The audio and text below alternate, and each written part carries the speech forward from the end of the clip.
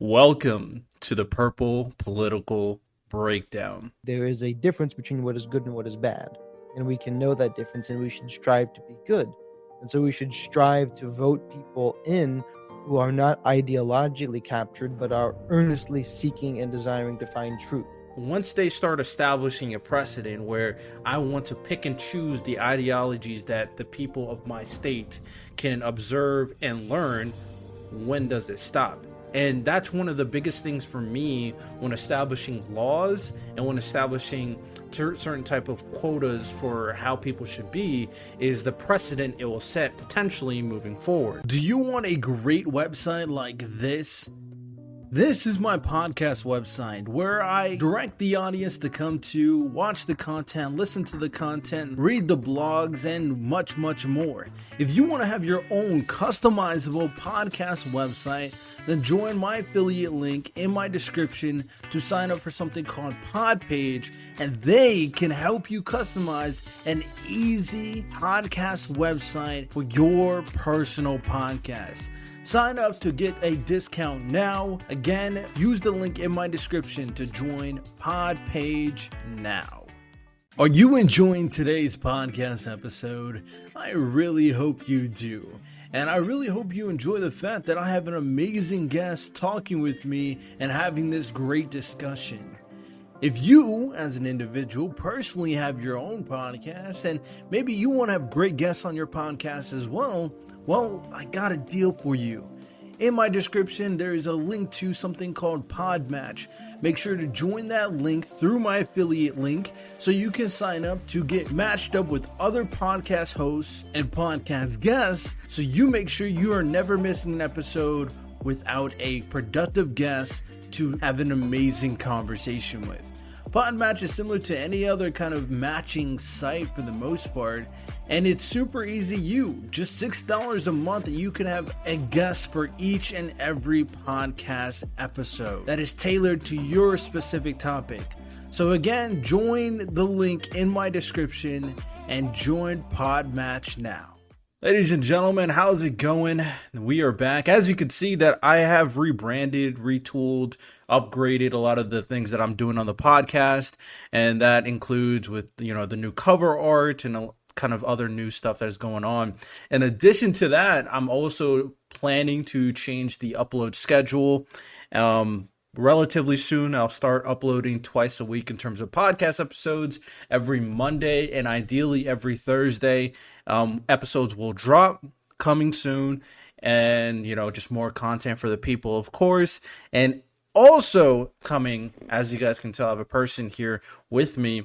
In addition to guests that come on who contact me and want to come on to that show, or I want them to come on the show because I deem them interesting, I'll try to have co-hosts moving forward. That's a new experiment I'm going to try, who can offer, an interesting, maybe different perspective than myself. And the caveat with this, the reason why I'm doing this, is because all of you know that I ride for the middle for the most part. I try to use my own brain to kind of coincide my different beliefs and different positions. But I wanted someone who leans more right, and I wanted someone who leans more left to come on the show consistently and also provide their perspective on these different issues too. And, that nuance is going to be very important. So today I have one person of the potential co-hosts I'll have moving forward, and his name is Jonathan. Do you want me to pronounce it as Kutz or Kutz? It is Kutz. Kutz. Okay, that's what I assume. So I have here Jonathan Kutz, and I'm going to allow him to introduce himself. Well, hi, folks. As you said, my name is Jonathan. I certainly lean a little bit more on the conservative side. I have a podcast as well on the side, but I try to stray away from politics on that one. So I'm excited to join Radell on this venture of his. And I am very interested in politics, so it's not like I am unaware of politics, but I talk mostly on my own podcast about philosophy and history and all that old stuff. And I think that really informs the way I view politics in a very different way, which is hopefully a unique perspective that I can give to all of you. All right, excellent. And what is your podcast called?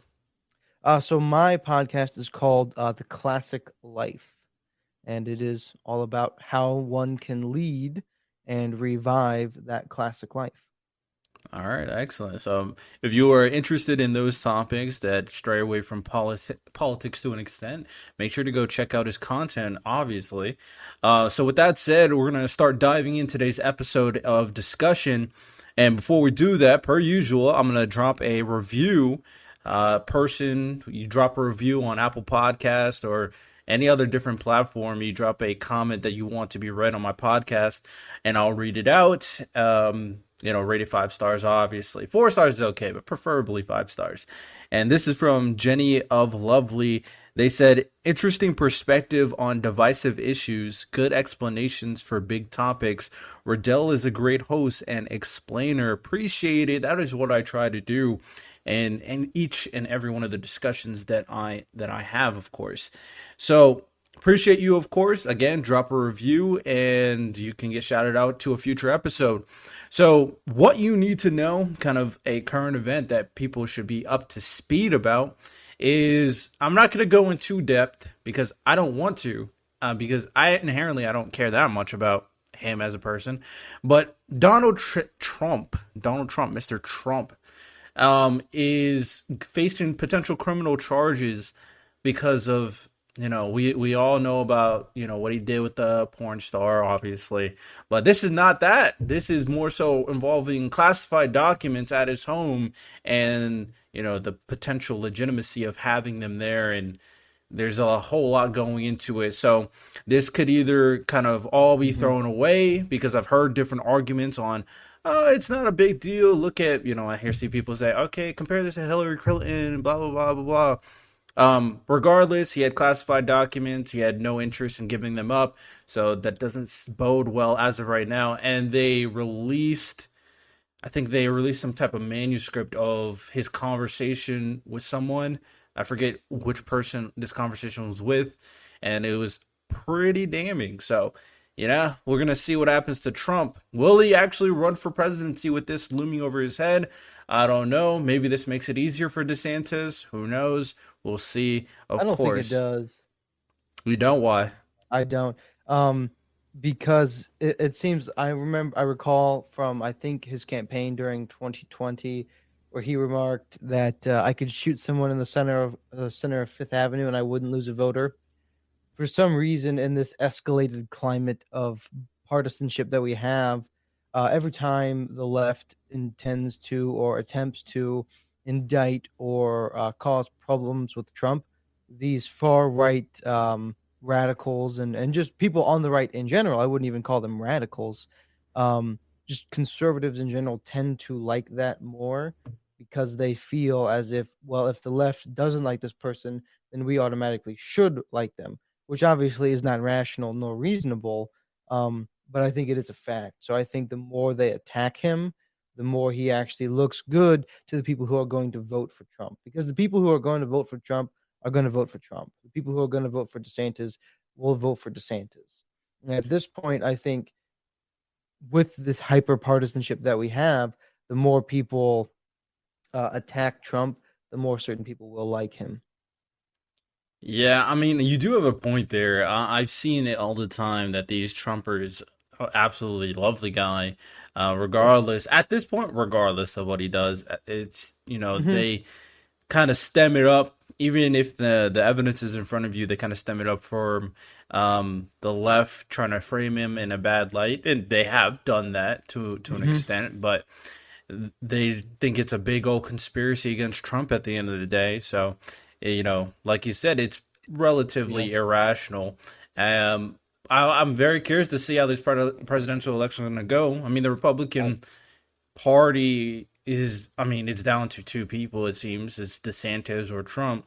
As for the yep. left, I'm not really sure. Joe Biden, he says he wants to reelect. He might win the primary for himself, but, It'll you know, be it'll we'll see. I mean, I hate to I hate to bash our president. I try to, even though I am conservative, I still try to respect the office and whatnot and try not to demean the poor man. But I don't know how he could run the government. I don't know how he could. I mean, he's obviously not campaigning.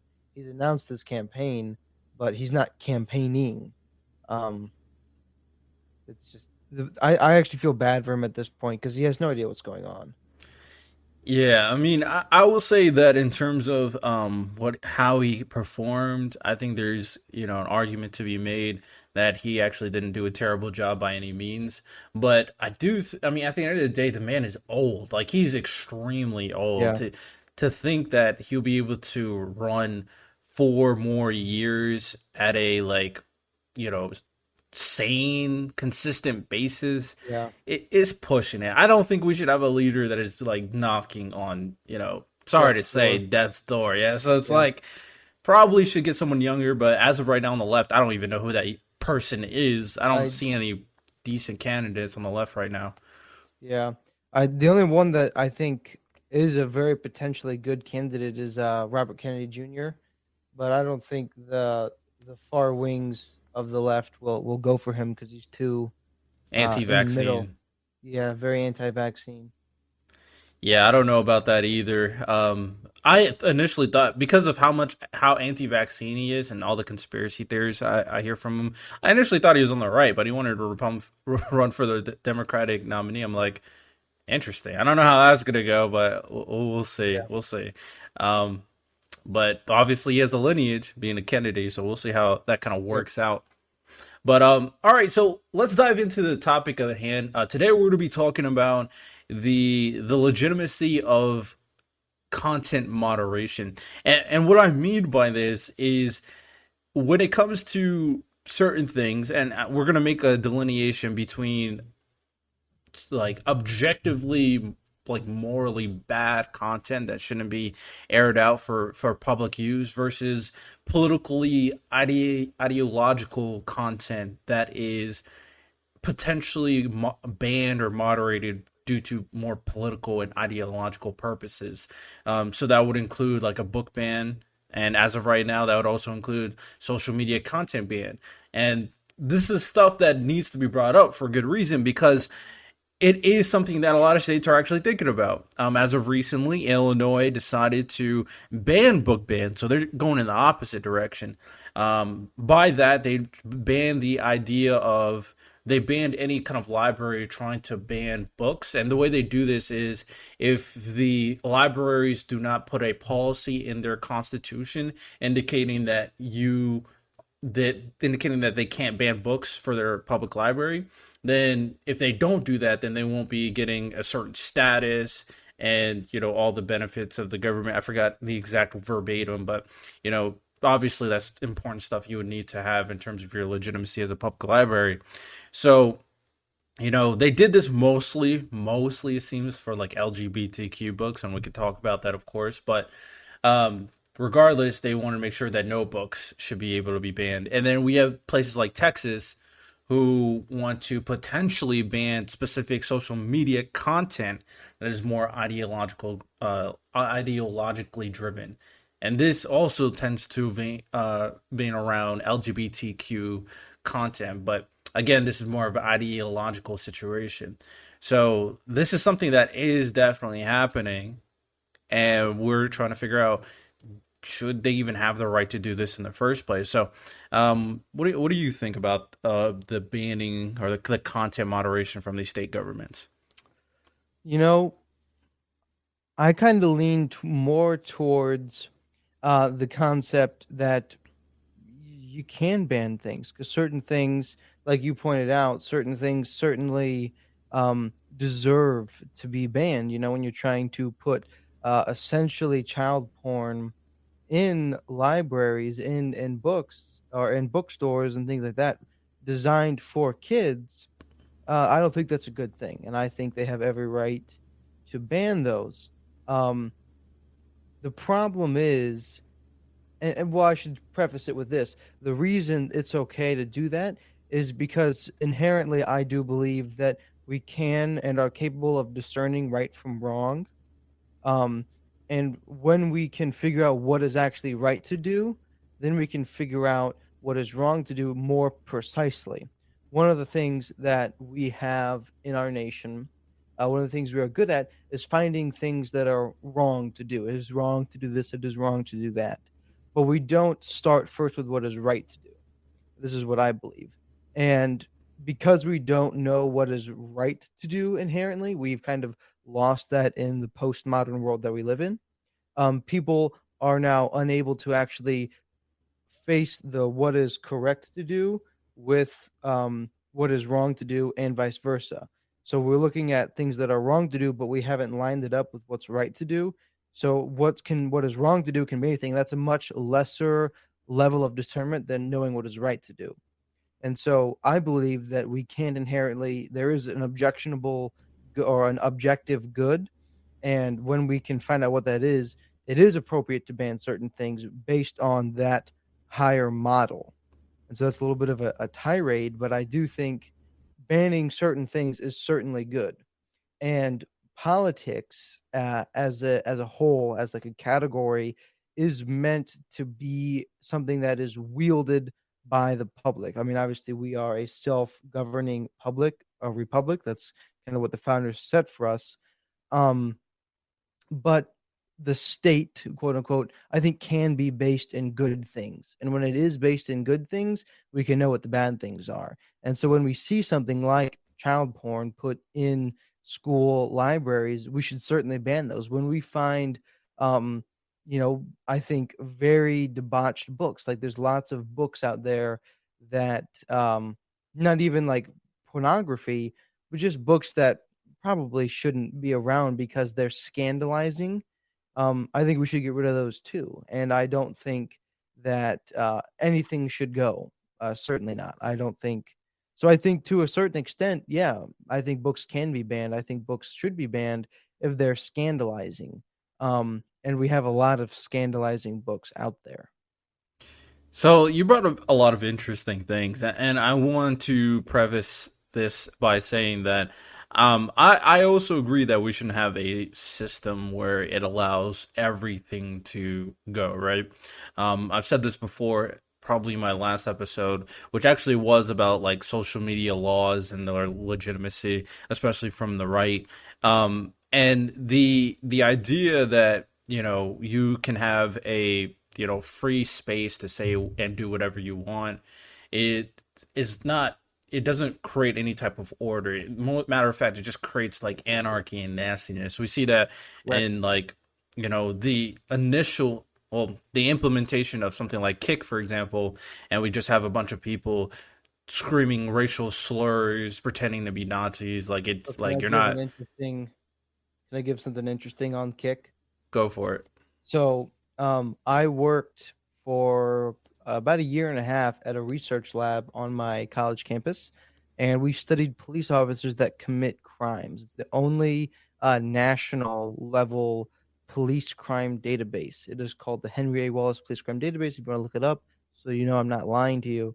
But we got, and I was responsible for reading and vetting all the cases to make sure that they met our inclusion criteria for the study. And overwhelmingly, police officers that uh, were arrested for child porn used Kick. So hundreds and hundreds of police officers in that database used Kick to get child porn. The streaming service? Hmm. What? I don't even know how that works. That's interesting. I thought Kick was pretty new. Is it? Has it been around for a while? Wait, hang on. Maybe I'm Oh, thinking of you're something else. thinking of, Like a okay. text You're messaging thinking of service, right? the texting service. Yeah, That's what you're. Kick. I remember the texting service. So, Yeah, it's um, called Kick, right? I'm not crazy. no, you're not crazy. So, Okay. Is there so something just else called Kick now as well? Or yeah. So to it's like a distinguish version these of two Twitch, right? platforms, exactly. So back in the day, there was this texting service, kind of similar to, I guess, but Like, I guess similar to Discord in a way. okay. It's a text. It's similar to WhatsApp. That's a better Yeah. comparison. It's very similar to WhatsApp. You create an account and you can message people. Now, I actually did use Kick when I was extremely young, and hindsight 2020. A lot of very bad things happen on Kick. I'm just saying. I'll be completely honest. So Kick was kind of free reign, and you encounter a lot of different people. That's the only thing I'll say about that. So I'm not surprised that a lot of these they use Kick to do these nasty things. Actually, now that you bring this up, um, The platform that I'm talking about is Kick, the new streaming service, Okay. kick.com. Okay. I Um, apologize then. I no, derailed no, you. no worries. Because that was an interesting bit of information that I didn't realize, and it brought up, the old. I'm sure that kind of rings some people's ears when they heard, "Oh, I remember Kick." I'm sure. Uh, so yeah, Kick.com is the streaming service, kind of the challenger to Twitch as of right now, Mhm. and they kind of incentivize. They're doing a lot of interesting stuff right now. I mean, they're trying to kind of establish an hourly wage and all this stuff. But the Yeah. initial premise on why it was so great is because they had much more lax content moderation in Okay. comparison to Now Twitch. that you say that, I have a friend that streams on Kick, and he was telling me about it. They pay a lot higher too, don't they? Or at least they did initially. They take a less of a percentage in terms Lesser of percentage. Okay. like commission ish in a not commission but like Gotcha. stream Fees. income, I guess. Yeah. Yeah, so a lot of people want to go to Kick for good reasons, but they have to continuously work on their content moderation so it's not filled with just weirdos who want to be racist or homophobic and all that stuff. But the another thing that I want to add is, even though I think that content moderation should be there, I think we should definitely establish like the lines, right? So the first Absolutely. thing I want to do right now is establishing what is the objectively bad material that society as a whole, America as a whole, can agree that we don't want people to see, right? So Mhm. one example I would say is, you don't want any person, and this is, I also eventually want to dive into the difference between age groups and demographic and what they should or should not be saying too. But in all groups, we probably don't want to see, both in books or social media, like you said, explicit child porn. Like objectively, you see this and you can honestly say, yeah, this is child Yep. pornography. Um, so that's something, obviously we don't want to see people to see like mutilation or torture, things on these different books or social media. Um, and anything else that you have? Um, I would say those are the main ones. Like, so I said at the beginning, people don't really know what scandalizing really means anymore, because we've become kind of desensitized to a lot of things. But I would say like scandalizing material, which is something that causes you to go astray, is what scandalizing really means as its root word. So when it says like for instance in the Bible, like thou shalt not, don't scandalize little children. It's like don't lead them astray, don't cause them to stumble. And so when we see things that causes us to stumble in some way, um, like so I'll use explicitly religious symbology at this time because it explains the point the best, right? When someone sins, that's technically it's an archery term. Okay, so when you sin is when you miss the mark. Okay, so when you're shooting for a target, and this is what the Bible intends when it says that when you're shooting at a target and you miss the target, that's what a sin is. And in tournaments and stuff when they're having archery competitions, they would say sin if you missed the mark. And so when it says don't scandalize the kids, don't cause them to stumble, don't cause them to sin, it's when you have an objective and you see something, you observe something, you behold something that causes you to stumble and miss your mark. So when you're gaining for abstinence, when you're gaining in something, when you're gaining for chastity, that's what you're attaining and striving for. If you were to stumble and miss because you saw something, I think we should keep that from people. I think we should make sure that nothing is going to cause people to stumble.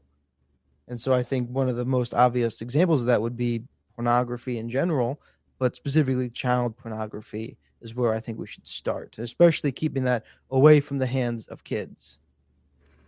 Yeah, so I mean, we could definitely agree to there. I want to dive into the into that a little bit more, but I mean, we every person in whatever spectrum probably can agree, unless they're a psychopath, that these two things that we mention are objectively things that we do not want to showcase the public. If you want to bring anything else, then I feel like anything else is worth debating for a good reason, obviously. Sure. And that's why when people see material, they will immediately try to equate it to one of those two things, because the moment you bring up one of those two things, we automatically know that it will have a negative or bad connotation, and nobody Hmm. wants to agree to those things if they quantify those things. Now, a different argument can be made what makes these types of material, and that's, Sure. I would be willing to go into that case by case, but I think establishing at the very least those two things as things that we don't want people to see is important. So, with that said, after we establish that, and that's why I kind of hope that the Illinois book ban or ban on book ban law does establish a means to say, okay, but this material, we don't want to ban books based on ideology, but in terms of this material, we obviously will have bans. We're not going to have child pornography. We're not going to have, people mutilating themselves or torturing themselves or talking about torture or any of that stuff on Gotcha. our platform. So, as hopefully Illinois kind of establishes that precedent, I feel like sometimes it's for a lot of these politicians and a lot of these people into politics, it's either black or white for some reason, but it should never be that way. Most have nuance, most have a gray area that you can kind of dive into. So, with that said, now I do want to establish that different material and different content should be allowed and not be allowed to be broadcast to specific demographics. So what I mean by that, I think the easiest way to do this is through age groups. So obviously we got your elementary, we got your middle school, high school, and then college, right? So in your opinion, I think we're gonna go top down because I think once we get to like children, I think we'll have a little bit of a back and forth regarding that. So, in terms of college students and adults, basically all adults, right? Everybody Mhm. above 18. Is there Sure. any content other than the two things we mentioned? Like, we just got to leave that out. That's not allowed on the overall board. Is there any content do you think any adult shouldn't be allowed to see or read or see on their social media that a state can legislate? Not So if they want to ban it themselves, who cares? sure. Um, See, I have an interesting perspective on this because, like I was saying, I think there's like objective goods that can be found that can be measured, and so I would say there's certain things that people just shouldn't see in general, like porn in general. This very grotesque violence. I don't think it. If it's not good for kids, I don't understand why at some point it would then be okay for adults. If it's bad, it's bad. Is the perspective that I take, right? So the problem is because of our current political climate, because of the current like existence of our state, I don't necessarily trust them to do that. I don't trust them to be objective about it and to find that and make sure because if we see this over and over again, rewording of definitions to include more things, to make it a little bit more vague. And so if we were to trust that to the state, I don't trust that they would execute that with diligence and with excellence. Um, so at this certain point, I would say no, I don't think it is proper at this point in time to allow the state to ban things for adults. I think there should be plenty of things that are banned, and I'm hoping and I hope that our government gets to a place where I would trust them to do that because like I said, I think there are certain things that should be banned for adults because if it's bad for kids, I think there's obviously some sort of nuance there and level that, yeah, obviously not everything that is kids content is good for adults. Like obviously, I'm not going to read, the Iliad or the Odyssey to a kid because it is violent and there is sex in it, but it's not this overtly repulsive kind of sex in there. It's not this overtly repulsive kind of violence. Um, so that's good for adults, but not necessarily good for kids. But I do think there is a certain level in which if this is so objectionable that we are not going to let young adults and young kids see this, or so objectionable that we're not going to let a wide swath of people see this, then we should just get rid of it for everybody. I definitely see what you're saying, and in a more, like a utopian world, and may be able to agree with you in terms of like, of establishing the negative things in terms of things for humans. as things that we probably shouldn't allow them to have. But as you said, I don't even think it's just a state thing. I think it's a human thing that it just will never work because at the end of the day, if you have a good leader, a good couple of leaders, because the American political system allows Yep. enough checks and balances to make sure that one person can't take over the country. Um, Correct. so if we have a good couple of leaders for like, I don't know, 2 terms, then what happens in the then term after that? If they use Hmm. the same precedent that they Exactly. did and they use it negatively, what's going to happen We could then? So get into a whole discussion about executive orders and all that. Is is lunacy, but because it's supposed to be, the way that our system is supposed to be is the decrees of the president are to some extent lasting. That's why there are such checks and balances, and why like the executive orders is such a like crazy bat-haired idea, um, that the executive is now a legislative branch as well. It's crazy, but I totally agree with you. In a more perfect world, would that it would be, I think our government could operate much better and more justly than it does now. yeah. So with that said, I mean, I agree with the sentiment that adults, for the most part, should be allowed to absorb whatever content they feel in terms of the liberty aspect, and in terms of we're not diving into like our own, probably not good for you, probably not in terms of like the liberty aspect here and the objective aspect here. There's really no good argument to kind of ban these type of content for adults that you can really make at this point. With that said, what about high schoolers? So let's go 17 years old to what, like 14 years old is like high schoolers. So do you Sure. believe that there's any content for high schoolers that should be banned? Yeah, I think we should certainly ensure that they do not get their hands on porn. I think there's lots of studies, lots of science coming out that is showing it's very bad for brain development. I don't want to quote too much statistics and studies because I don't have them on hand. Um, so I don't want to. I don't think you need to necessarily take that tact because it's not very edifying for people, and it creates. My parents are marriage counselors, um, and they've talked about this issue with me and my brother at length. It creates a lot of false expectations when they view that ruins and totally destroys and implodes marriages on a wide level. Um, and obviously, we can kind of see that play out in the general statistics of marriages. Marriages are going down in a rate, and divorces are going up in a rate that is very similar along the curve of the wide availability of porn. Um, so I definitely think that porn should not be allowed for that particular age group because there's a lot of development that happens there.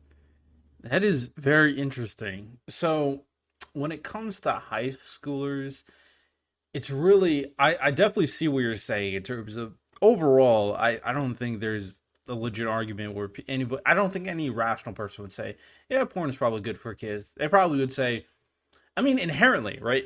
Inherently, porn is not allowed for high schoolers, right? I mean, when you go to certain porn sites, we know it says, "Are you 18 and up?"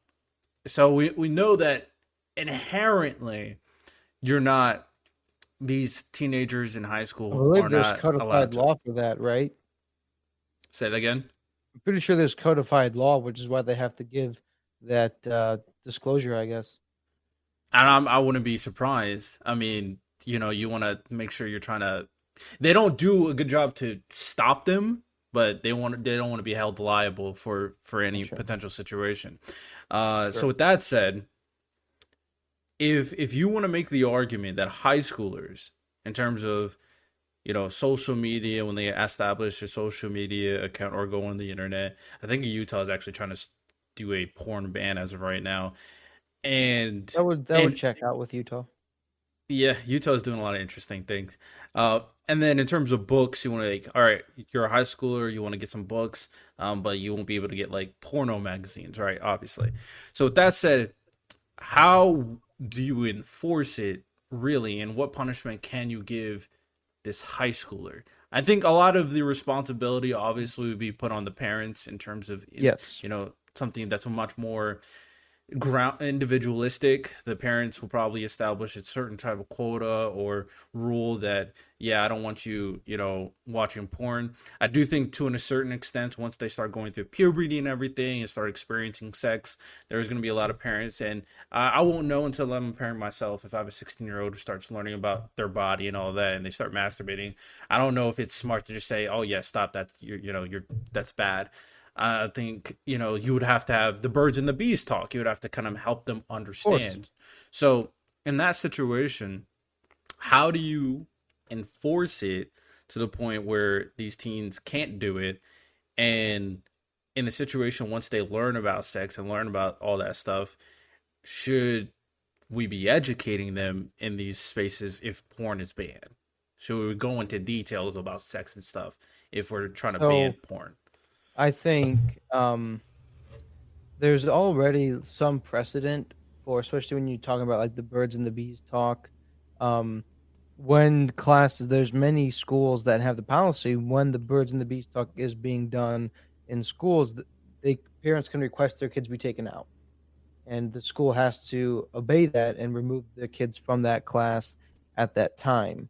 Um, when it comes to like checking books out of the library, there's a very easy way to ensure that they're checking things out. Everything that they check out, you send to their parents. So like, I had to get a library card. I'm one of the strange people that still actually has a library card on my keychain. All right, And I all right. go and I use it. Um, and when I got that library card, my mom had to be there with me, and she can access my account and look at every book that I've loaned. And especially if it's a school library, I think any book that a student checks out, a report of that can easily be sent to the parents. Say this is the books that they've been checking out, so their parents can know because it's the parents' responsibility. When it comes to things like getting hands on porn and punishments involved, I think it, I don't know if it's appropriate for the state to go around and punish a child without the parent unless it's a criminal thing. So I don't know that this should necessarily be like a criminal offense. Um, Stop right there. Yes, this is a little mini ad. Don't skip. Don't skip. All I want to tell you right now is that at the end of the day, when it comes down to all the discussions I want to have, I want to be able to communicate with you, the audience. I want to be able to relay a message and receive a message from everyone and try to come up with these great solutions that I keep on talking about. So if you want to be part of the community, make sure you go to the website and sign up for not only the email list so you can get weekly emails from me for the podcast episode, informational sessions, all that great stuff, but also sign up to go on my Discord so you can be part of the discussions, debates on my live streams. So be sure to go to the website www.purplepoliticalbreakdown.com and go to the email list, sign up, and go to the Discord and join the server. Now back to the episode. I I don't see how that would be just to punish the child for something that, like you said, that's very instinctual, especially at that age. It's instinctual to look that thing out, to desire those sorts of things. So I don't know if That's why I'm curious about like Utah situation. Is like, okay, you plan to ban porn. Okay, you find a 15-year-old or 16-year-old who have porn on their phone. What are you gonna do then? Like, and are you gonna find the parents for it if a child does that? Are you well, gonna you put a know, charge on the 15-year-old? Like, what do you plan to you do? know, one of the things. So I guess I can give. Right now, I'm in school. I am in school for criminal justice, and what I'm going into is law.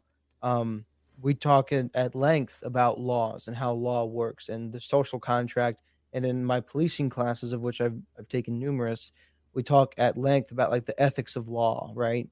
And when you have a law, the law gets ratified by the people. And the police officers, when you swear in, you swear to uphold the Constitution, the highest law of the land, and the local and state constitutions and their laws. And so if the law gets passed, then that is, in essence, society. And if so, this would be a state law, obviously, that is the state of Utah and its society has agreed that this is wrong and therefore punishment should be requisite for that. So if they do pass this law or this ban on porn, then police officers do have the obligation and the right to enforce that law. And so if that is what that state decides, that's kind of the point of federalism, is one state can decide we want this and another state can decide we don't want this. Then if you decide to stay in Utah at that point, then you are in essence giving yourself over to that agreed law of the land. And I think if you're found in Utah with a porn magazine, if it has been banned, then yeah, I think you should be held liable by their laws. And if that's the law they choose to have, then I think whatever they decide the punishment can be or should be, I think they have every right to enforce that. But what would the punishment be, though? That's a difficult thing to decide. So, like right now, I work in our municipal court here in my city, and a lot of times the judge has a lot of discretion. I would assume it would be something similar to like a marijuana like charge. So, low class, maybe middle to low class misdemeanor. Sometimes it can be higher depending on the state. Um, but with those types of things, there's lots of discretion, right? So it'd probably be a fine.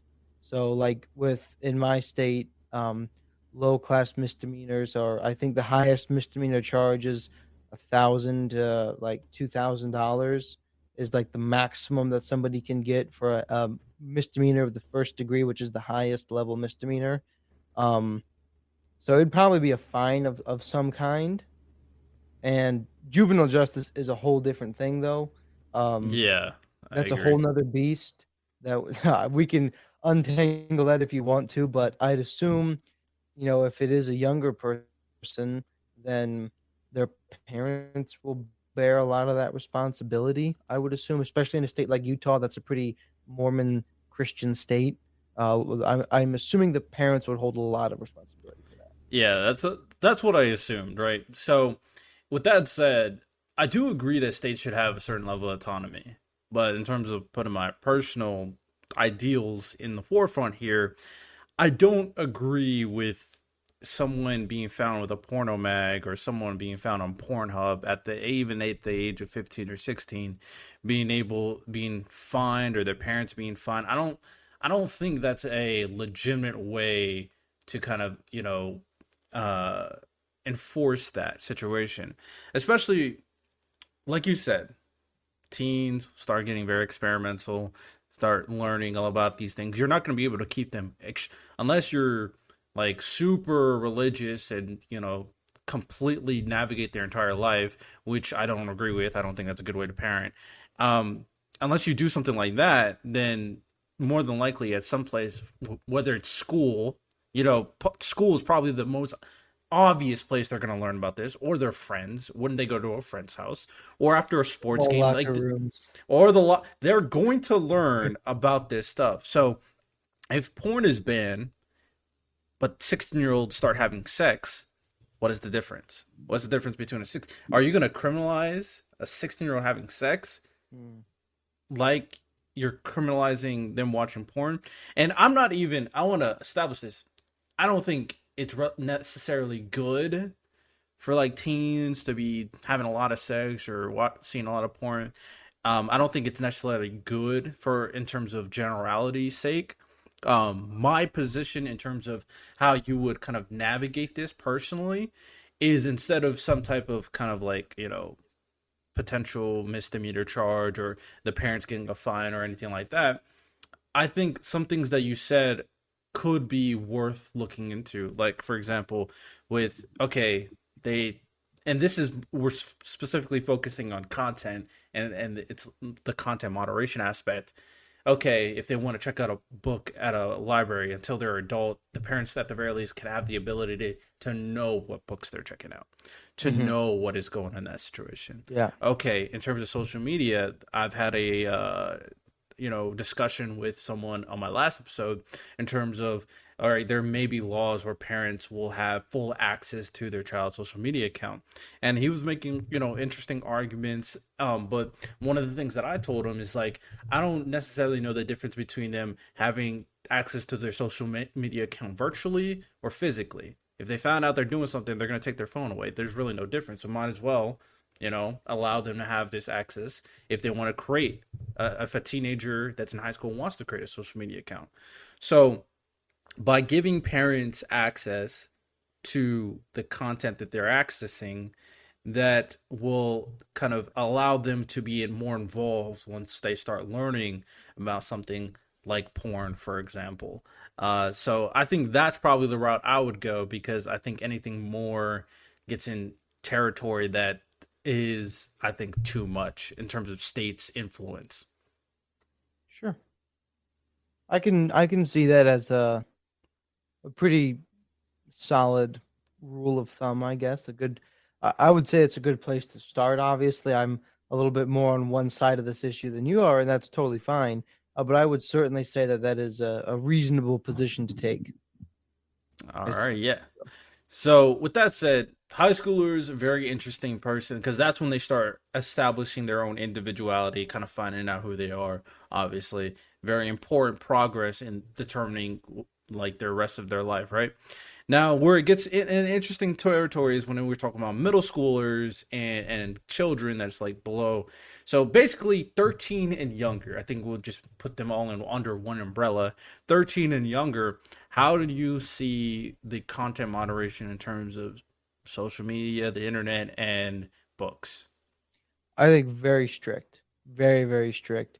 I think social media should pretty much be off limits for that age group.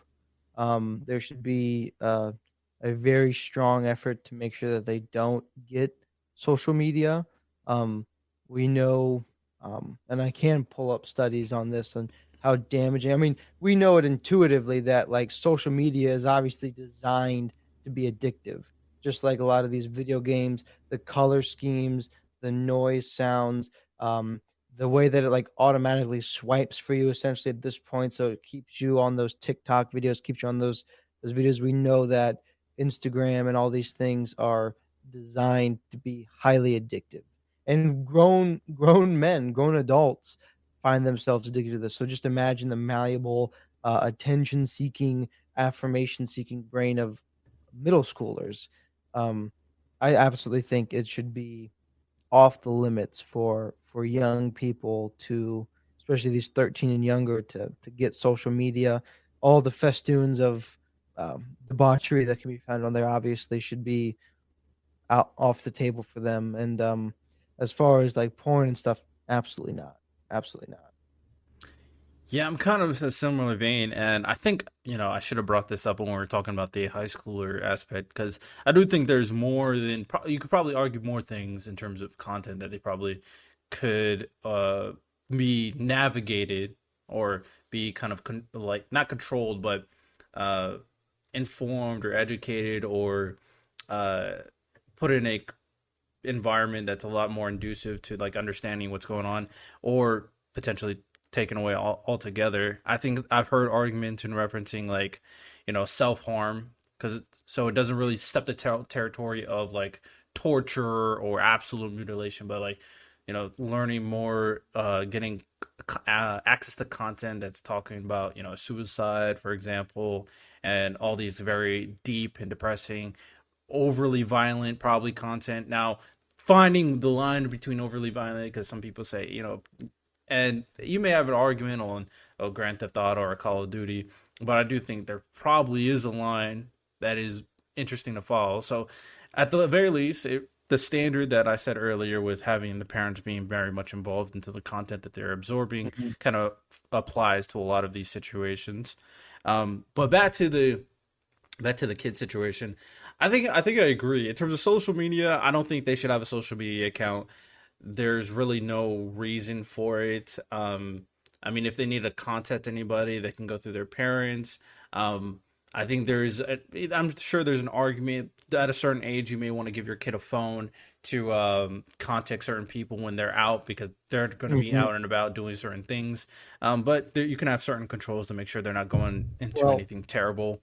Um, but with that said, social media, I think it's pretty obvious in both of our kind of mindsets right now. It's just such a big open world that they probably don't need to experience that yet. But books are a different story. They obviously will read books. They obviously will get access to books. mhm. So, what type of books do we want them to have access to? So here's something where I will say, like, obviously, like things with graphic pictures in them should be kept away from them. But this is one of the beauty, I think, of books, and maybe I'm wrong. So this is my opinion, but I think with these age groups, the kind of stuff that is like written in books and especially the good books, we should very much encourage them reading books of all kinds, as long as they're not like these overtly erotic books. But a lot of the stuff, like, so I started when I was 13, I started reading books that were probably way ahead of my capacities. And the parts that I didn't comprehend, I just didn't comprehend because it wasn't written for me. And so I would read these action adventure books, and when there was a scene that probably wasn't the best, at that age, I didn't really understand it. But what it did is it kindled a love for reading and words and adventures and mystery and beautiful language and these sorts of things. And so when it comes to books for this age group, I say like try to get them to read anything that they're willing to read. Obviously, there can still be some objectionable content in the form of these very erotic novels, 50 Shades of Grey, that sort of thing. But inherently, kids aren't going to be drawn to that book anyways. It'll bore them.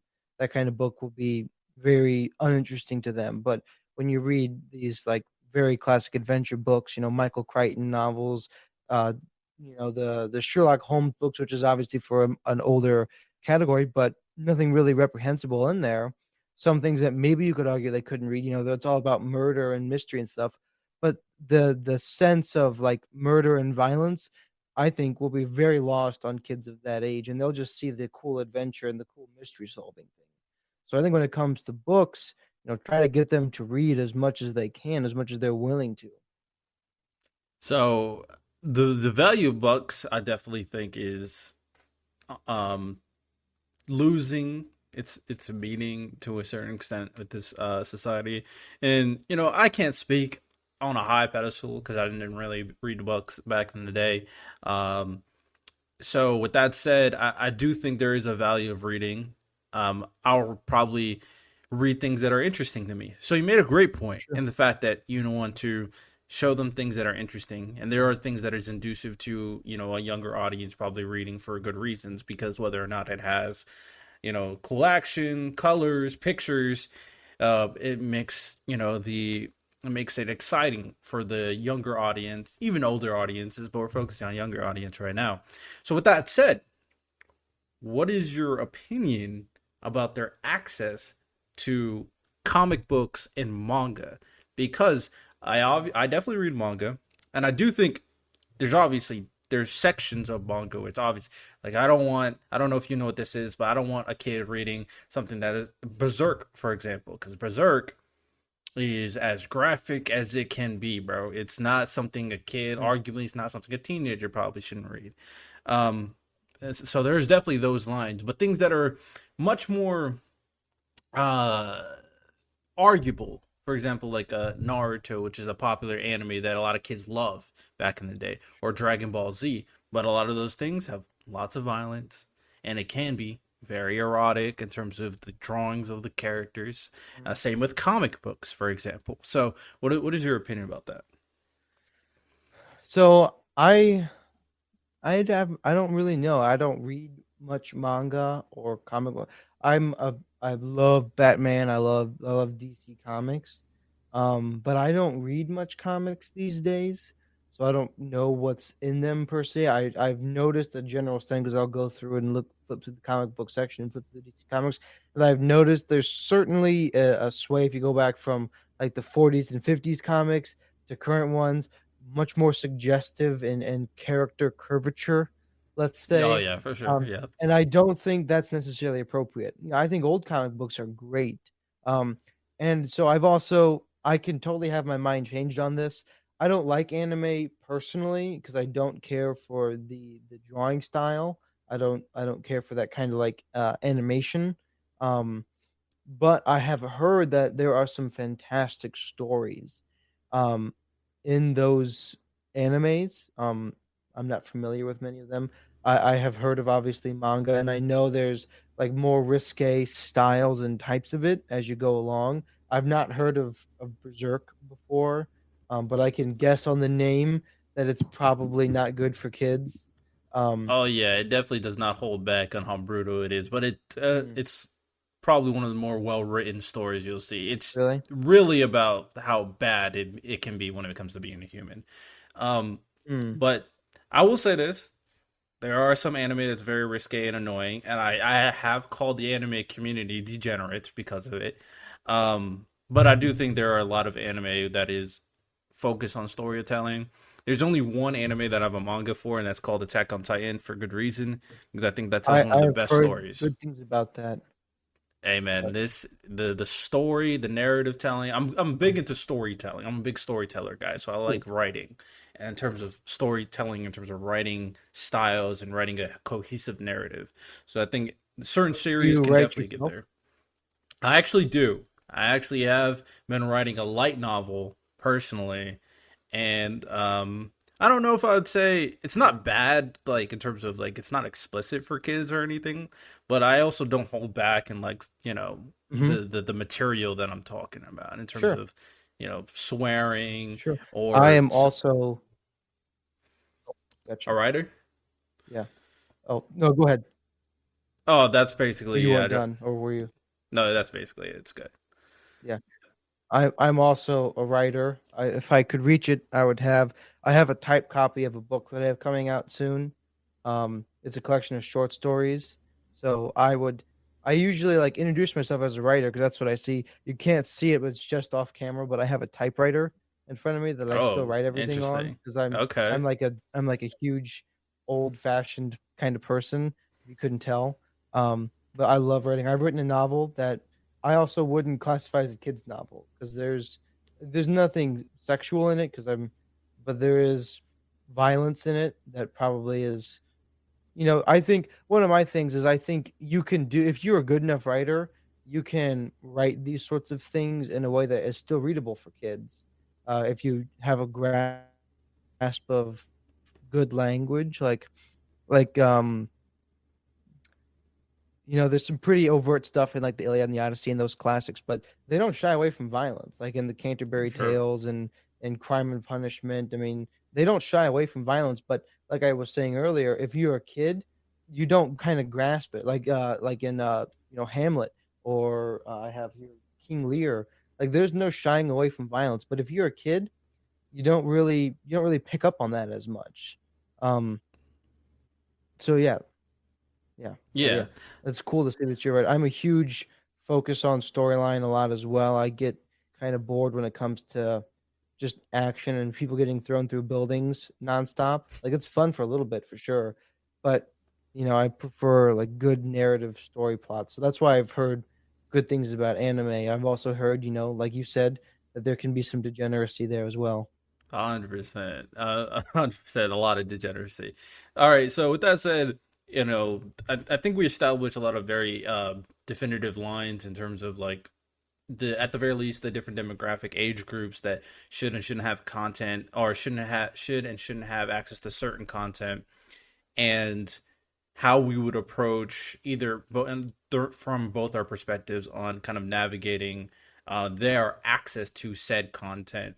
With that said, the kind of taking a real look on states' powers and what they have the ability to do in terms of state legislation.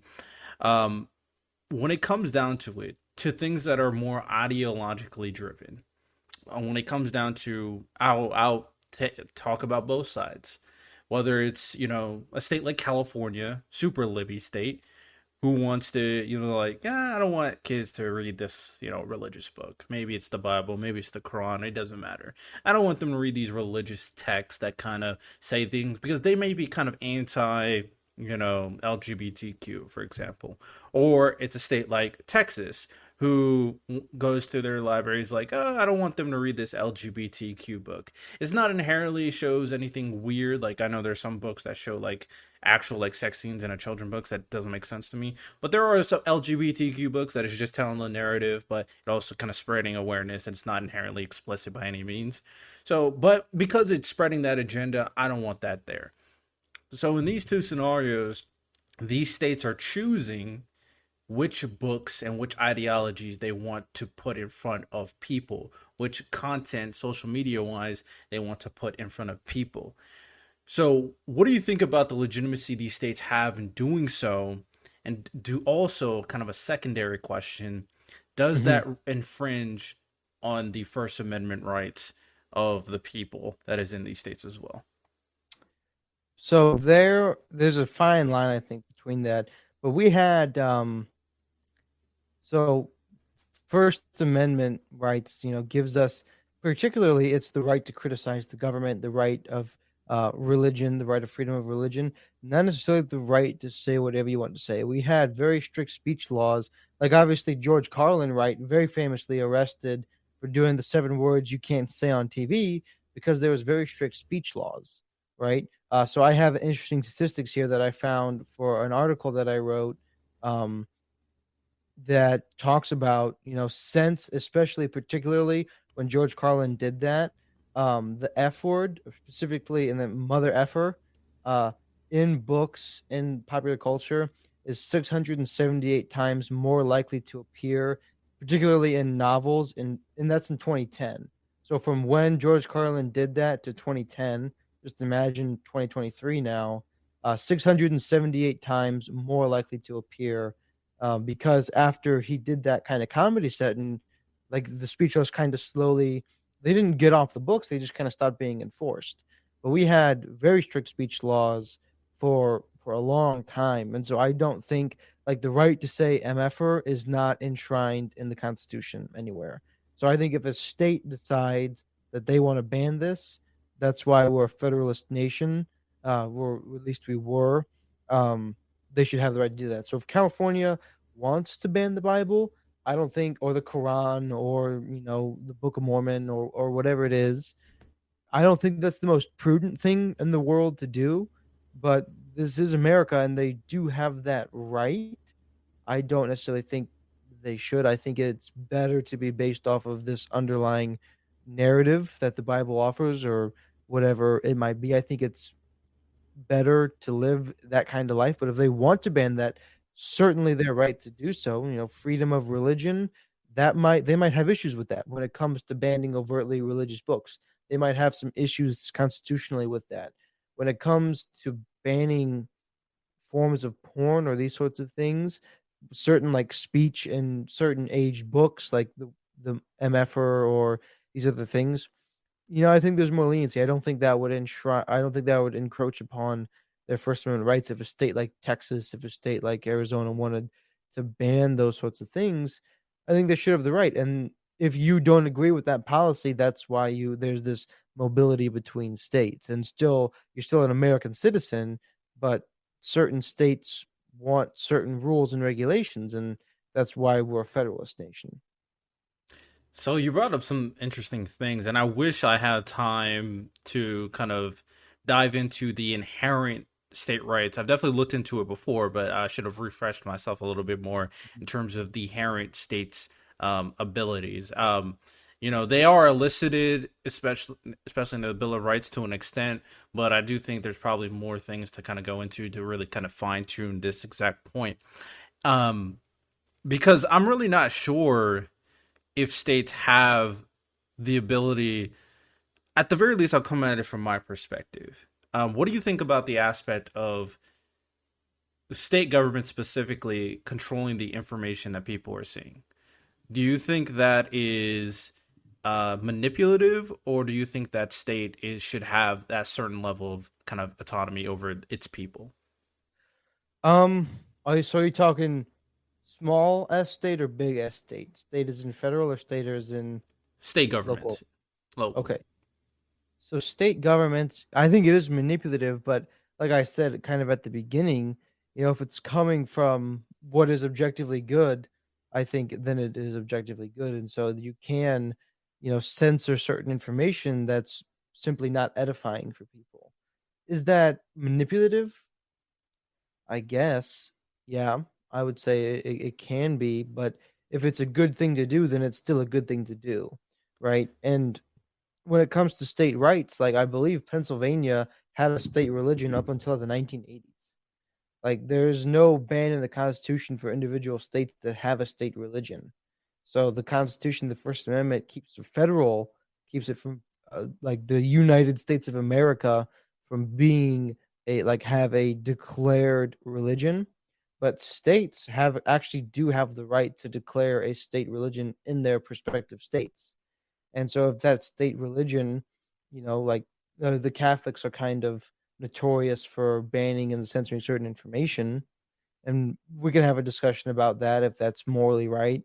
Um, but I think in the sense of liberty, I think our liberty and like our desire for freedom isn't always inherently virtuous. It can lead us, our desire for liberty and freedom and lack of restraints could sometimes lead us away from what is virtuous to do. And if a state is attempting to help us be virtuous by censoring certain information, then I would say it is better to have a lack of that information than to pursue that like lack of shackles and like that just total freedom. I don't think total freedom is necessarily a virtue.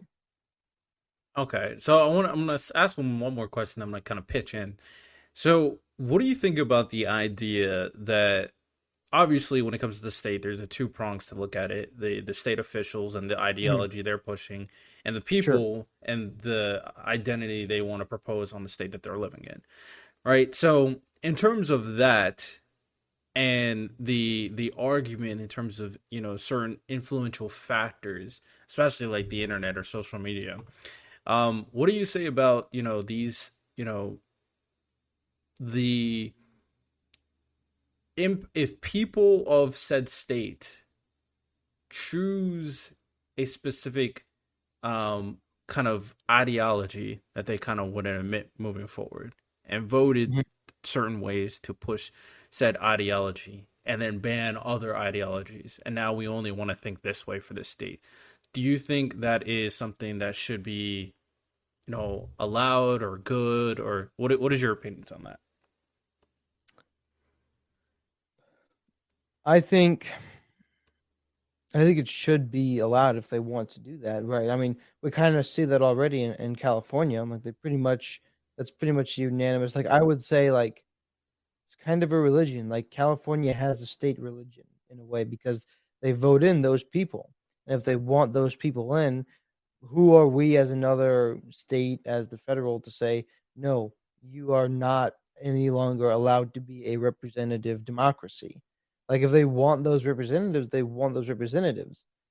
I think there is a delineation between what is good and what is bad. And if they're voting in what is bad, we have that free will. We are a representative democracy. People can represent who they want because if they truly do, the problem is if these people are getting voted in and they actually don't represent the state, if they're finding ways to fudge numbers, as infamously LBJ did in his election in the state of Texas, fudge the numbers, stuff the ballot boxes.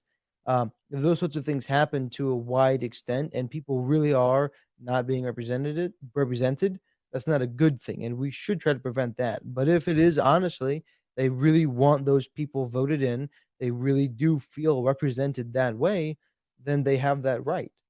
As I've said a couple times now, I think there is a difference between what is good and what is bad. And we can know that difference and we should strive to be good. And so we should strive to vote people in who are not ideologically captured, but are earnestly seeking and desiring to find truth. And we should get those people in. And with that, with the truth will come a certain ideology of its own. But really, truth is the perfect form of ideology. Ideology is something you essentially subscribe to because you believe this will kind of help you take you on your journey of discovery. But what it is a mimic, it's a mimesis or mimicry of what truth is, which is something that actually helps you become a better person. But ideology is a kind of quick way to get that um, same feeling as pursuing actually the truth. And so we should vote people in who are not ideologically captured, but captured by the truth, or one could say in love with the truth and desiring to be the truth, to be a philosopher, which is what philosopher means, love of truth, which is what Socrates is, and that's what they killed Socrates for, actual love of the truth. I definitely agree in terms of that aspect, but as of right now, we both know that all these politicians are ideologically captured. We all know this, Certainly. or at the very least, most of them. I don't want to put a huge umbrella. I don't like doing that. So, with that said, so from what I'm looking at, so my personal feelings regarding this is that I believe that it's important in terms of individuals to gather a certain level of perspective and knowledge and understanding about all these different viewpoints to really find the truth that you're referencing, right? Mhm. I think once you start controlling the ideologies that they're kind of garnering, I don't think you'll be able to find said truth. You'll be kind of shaped in a specific way of thinking, which I don't think is conducive to anything productive in terms of, that understanding or finding truth aspect that we're referencing. So when I'm seeing states like well, I don't know if California's actually banning Bibles, but I know Texas is definitely trying to ban certain LGBTQ books, and I do think there are some books that is way too explicit and shouldn't be shown to kids, but I don't think all of them are. So I don't know if they're trying to kind of establish a huge umbrella to all LGBTQ books, they're all gone, or only these type of LGBTQ books, they're gone. But I feel like from what I've seen, Texas is going to try to just ban them all. That any that has that type of moniker of that ideology is all gone. And the problem with that is, for me, is that one, the aspect in terms of the ideology itself, the aspect that there will be people who either are a part of the community or have a association to aspect of the community. So they may be gay, they may be trans, they may be lesbian, but not necessarily part of the woke lefties. So they may just at the very least want to be informed, and I feel like some books probably could help them with being more informed about who they are, because sometimes, whether it's mentally, whether it's born out of child abuse, or maybe that's just how they are, you won't stop these people from existing. So I think, that type of information, that type of understanding, that type of truth that they can find they will be able to find from either social media content or the books, um, or yeah, the information that is in front of them. And if they're banned from that, I think that's potentially problematic, in terms of this individualistic scenario. But taking Mhm. a step back, my bigger issue is, when does it stop? When once they start establishing a precedent where I want to pick and choose the ideologies that the people of my state can observe and learn, when does it stop? And that's one of the biggest things for me when establishing laws and when establishing certain type of quotas for how people should be, is the precedent it will set potentially moving forward. Yep. And I won't say obvious. I won't say it's like 100% factual that, okay, the moment Texas does this, they're gonna turn everybody into just redneck Republican conservatives slowly and steadily. I'm not saying that will ultimately happen, but I'm just saying it could happen at the end of the Yeah. day. Well, So that is that's another big issue I have with these type of yeah. things. I totally agree with that sentiment, and in large part we see this all the time. We see this. I'm obviously a conservative. I am not necessarily a big Donald Trump fan, and one of the reasons I'm not is if you look back 10 years, he was a Democrat. He's always been a Democrat until he decided to run for president. And when he ran for president, all of a sudden there's this big change. And who's to say if he really had a quote unquote come to Jesus moment and really did change his beliefs, or if in large part he's just playing that part because he is not necessarily ideologically captured, but ideologically pandering. And I think this is one of the problems that we have with our two-party system. Almost exclusively, all of our founding fathers warned about the two-party system. George Washington infamously warned us about in his presidential address when he was retiring from president, warning us and was devastated when we became a two-party system very shortly after the signing of our Constitution. And he was very, he was very disturbed by that. And the Federalists, it warns us about the two-party system, and many of the letters, it warns us because it motivates politicians to, especially in, like, I mean, right now we're having this discussion in primary season, which is infamously over the top. So each candidate is running way farther over the line on what they actually truly believe because they're trying to over Democrat or over Republican each other. That way they can get that nomination. And then they usually mellow out to a certain extent to appeal to the larger masses. So we're having this discussion now, which is something we have to keep in mind when we're talking about this particular subject.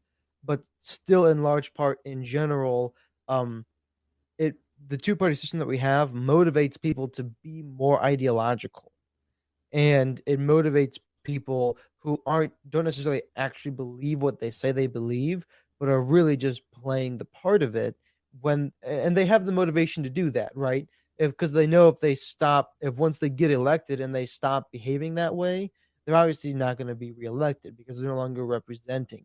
But the issue comes, especially as conservative and as Republican, we see this particularly myself when we have people voting in the Senate, voting in the House, people who nominally run as Republicans, but really squish when it comes down to it. When there's a really important vote, they don't actually side with what they say and they vote Democrat, or they abstain from voting at that particular time, which is upsetting for people who voted them in so that they could be represented. And that's when we see this conflict. That's when we see a lot of this hypocrisy, a lot of this scandal that comes when people who are running as Republicans are running as Democrats, but really aren't. And they're just running on the concept of ideologically pandering. Yeah, I definitely think that's a problem as of right now in terms of elections and candidates, which is very unfortunate. I definitely this will go into a future episode if we can get the other co-host on, where we kind of talk about kind of the cause of the political social divide and how it kind of turned this way. And eventually I want to have an episode kind of discussing two interesting points that you mentioned, was in referencing what the actual state powers and federal powers are. And then another Yeah. thing is the two-party system. I've had an episode before. I had someone come on and he kind of pitched his idea for the three-party, three-party, multi-party system. Um, and I didn't necessarily disagree because I'm also really not a big fan of the two-party system. I see, obviously we need a party system where it's not just one party. I mean, obviously, right? But I'm seeing, like, I don't see why we don't have at least a third party. We technically do, but that third party has no influence, no power, no Yeah. say in politics. Yeah, well, So technically, I mean, we don't have it enshrined anywhere that there's only two parties, right? At the outset of the nation, there's several parties. yeah, Republican Party was created by Abraham Lincoln, GOP. He was the first actually Republican. Um, but it's just they got so big, backed by a lot of massive donors and everything like that, and uh, we have other parties. They just haven't. And I think I'm not sure. I don't pay attention to the third parties as much as I probably should. As I understand, they're getting bigger and they're definitely holding more sway. Do you know if that's true or not, or am I just making something up? well, I think one thing that is helping a lot of these parties, obviously, a lot of people are kind of getting fed up for both sides, so that helps, obviously. But also the social media, and Yeah, that is a big podcasting. help. I'm sure Joe Rogan has done wonders for third party people. Oh, I'm sure. I'm absolutely sure. So we'll have a future episode regarding that, for sure. So I guess the final thing I want to say in referencing the situation between the content, ban. I think at the end of the day, most people probably would agree that, other than the exceptions that we laid out that are, objectively bad, that information and knowledge should be appreciated. Learning Yes. different perspectives, trying to understand different perspectives. I'm big into that. And, I wish our current public education system was much more inducive to ideas and trying to understand these different perspectives. That's another episode. My disdain for the current public education system and why I think it's super inefficient. Um, but with that said, I think these ideas can be very conducive to a lot of productive solutions and discussions and conversations. We Hmm. don't necessarily fall under the same ideological umbrella. And I'm going to have another person who also doesn't fall under the same umbrella as both of us. And we're having a productive conversation. We're having a discussion. And we're talking about, potential, solutions for the people in the country. And at Hmm. the end of the day, the fact that people don't agree is where the best conversations can be found at, in terms of the Absolutely. overall. So that's why I'm always in favor of more ideas, more perspectives, and limiting that. I don't think will be productive for humanity as a whole. Yeah, I totally agree. And you made a great delineation. I spent a lot of time talking about what can be considered morally reprehensible or morally not okay, and we should ban those sorts of things. But you brought up a great point, which is information should not be banned. When it comes to like actual academic literature, knowledge, things that are not in any way like having to do with the moral sense of living, but just pure information. Like, in China, you can't look up Tiananmen Square, nothing will come up. And that's purely political banning, purely political censoring. That should never be allowed. You should never, like, I don't know if you know who Alexander Solzhenitsyn is, um, but he was a Soviet, and he wrote a book called The Gulag Archipelago, which exposed the Gulag Archipelago, all the gulags in Russia, and they tried to kill him for that. They tried to censor it, and they ran campaigns. They even recruited his wife to make up stories about him so that he was perceived as a fraud, and he obviously wasn't. And that sort of thing, we can't get into that. And what's really concerning is when we see things censored, information censored, that puts us on the same level as that sort of thing. That should never. We talked about it. We both. It was one thing we did absolutely agree on is the pursuit of truth should be our primary objective. And when things get in the way of that, is when problems really start to arise. Yeah, there's a lot of interesting conversations to be had, especially with humanity continuously progressing. Um, and it'll just be a lot of truths can be a lot of new ideas can help humanity because it's entering territory that's unprecedented with, for example, AI, artificial intelligence. The conversation behind the legitimacy behind AI and whether it'll help or destroy humanity Hmm. is a important conversation. The conversation of um elongated you in law no extended, I'm going to say extended youth, with now they're doing studies about how they can potentially, repair skin cells. And so there the evolution, virtual reality is another one. um the evolution of humanity We have a and long all of. conversation about VR. Yeah, there's see, these are all important conversations because we got to be prepared to deal with what's coming next. But for some reason, everybody wants to just, focus on, stupid stuff. Honestly, stupid stuff. So Amen to hope that. you hope you guys enjoyed today's episode. I think this was a great conversation. Being tuned for more great conversations moving forward. Obviously, you can check out his podcast that is called The classic life. The Classic Life. Make sure to check out his podcast and check out all the things that he talks about, of course. And be tuned for the next episodes every Monday. We'll eventually start getting Thursdays on as well. and a lot of great conversations to come. Rated 5 stars per usual if you enjoyed the conversation and if you got something out of it. And make sure to sign up for the email list so you never miss, the next bit of information that is coming out for the podcast. Any last words? No, I really appreciate you having me on. I hope this works out and I can see you again. I hope everybody appreciates what you do. Truly, having this rational and reasonable perspective is rare these days. So I really appreciate you having me on, and I hope all of your listeners appreciate what you do. It's good stuff. Yeah. Thank you. Thank you. So, with that said, hope everybody has a great day. Y'all have a good one. Take care and peace. I am glad you are here, and I'm glad you are listening to today's podcast episode. My mission in each and every one of these episodes is to really focus on the solutions to some of the biggest questions and most controversial topics going on in our current society. I feel like most of these conversations are not truly being discussed in a more logical and respectful manner due to the political toxicity that goes on with both the left and the right, both the Democrats and the Republicans. In this podcast, I don't care about any of that. I am focused on the solutions.